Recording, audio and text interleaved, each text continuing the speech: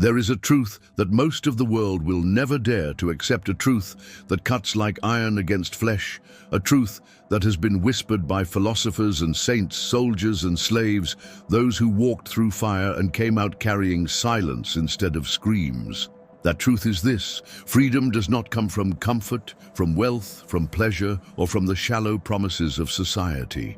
Freedom comes from suffering. Freedom is born in the crucible of pain, and only those willing to endure it without breaking, without begging for escape, can ever know what it means to be truly free within themselves. You see, suffering is not an accident. It is not a punishment hurled upon you by a cruel universe. It is the essence of life itself. To breathe is to suffer. To love is to suffer. To cling to anything that can be taken away is to suffer. You will lose. You will bleed. You will bury dreams, watch them rot in the dirt of reality, and still be forced to keep walking. This is not tragedy, it is law. And if you do not learn to master it, if you do not learn to bear it, then life will crush you under its heel. The Stoics understood this in ways that we, with our modern comforts, have forgotten. They did not seek escape in fantasies of endless pleasure or eternal safety. They did not run from mortality. They did not try to erase pain with distraction. They stared suffering in the face and said, "You cannot break me." For they knew that pain is not the enemy, it is the teacher. And discipline is not chains, it is liberation. The more you endure without complaint, the more you learn that the chains of suffering were never around your body. They were always inside your mind. Ask yourself, why do you tremble when you suffer? Why do you cry out in protest when life rips something from your hands? It is because you thought you owned it. You thought your possessions, your relationships, your comfort, your youth, your very body belonged to you forever. But nothing is yours, not even your breath. Everything that surrounds you is on loan from fate, and it can be recalled at any moment. To weep and rage at this truth is to live in slavery. To accept it is to stand free. For no tyrant, no grief, no blade of misfortune can take from you what you have already surrendered. Marcus Aurelius, a man who ruled an empire yet carried the weight of endless war, plague, and betrayal, once wrote that if you suffer before it is necessary, you suffer more than is necessary. What did he mean? That fear of pain is worse than pain itself. That we torture ourselves with anticipation of loss, and in doing so, we bleed twice. The Stoic way is not to deny pain, but to strip it of its power. To say, yes, this hurts, but it is only pain. It is not the end of me. And in that moment of cold acceptance, a strange thing happens. The pain no longer rules you. You walk through it as if through fire, and though it burns, you remain whole. Silence is the weapon of the strong. In a world addicted to noise, where every soul screams its suffering into the air, hoping to be soothed by others, the Stoic retreats into silence. For silence is not weakness. It is the refusal to beg. It is the refusal to let others see you chained to despair. When you suffer, hold your silence like a blade. Let the world wonder how you endure without complaint.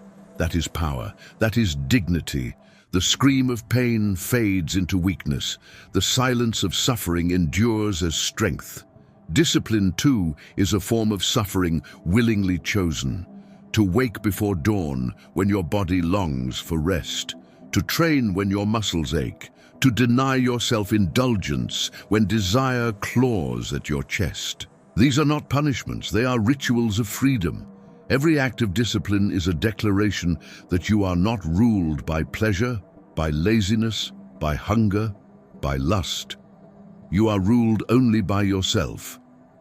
The man who cannot say no to himself is a slave, no matter how rich, no matter how powerful. The man who can deny himself, who can walk away from temptation, who can bear discomfort, he is untouchable. His strength cannot be bought or broken. And what of death? The darkest suffering of all, the one shadow we cannot escape. The Stoics taught that to fear death is to fear life itself. For death is not the opposite of life, but its companion. Every day you live, you are walking toward it.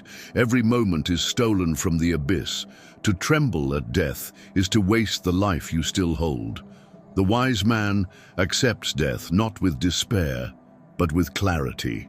He does not curse the day he was born, nor does he beg for more days than he deserves. He walks forward, knowing that death is the only freedom no tyrant can deny him. To accept death is to live without chains.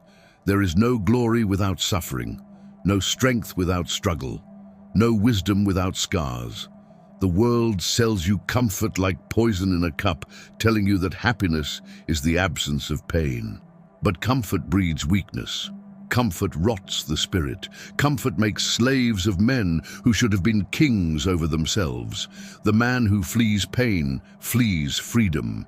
But the man who endures pain as a forge, endures fire, becomes unbreakable.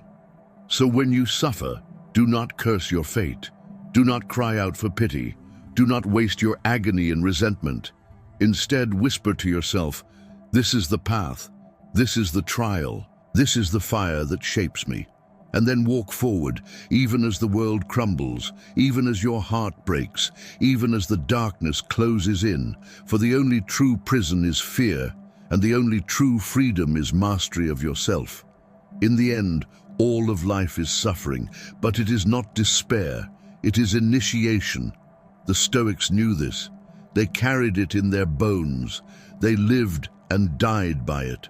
And if you too can bear it, if you too can endure without surrender, then you will discover the freedom no empire can grant, no chain can take, no death can steal. You will be free, not because the world gave you mercy, but because you no longer needed it. Remember this, your suffering is not meaningless, it is not wasted. It is the hammer and the anvil, the fire and the blade. Endure it. Accept it. Let it cut away all that is weak, all that is false, all that is enslaved. And when the smoke clears, what remains will be a soul that cannot be broken. That is the dark wisdom of Stoicism. That is the path to inner freedom.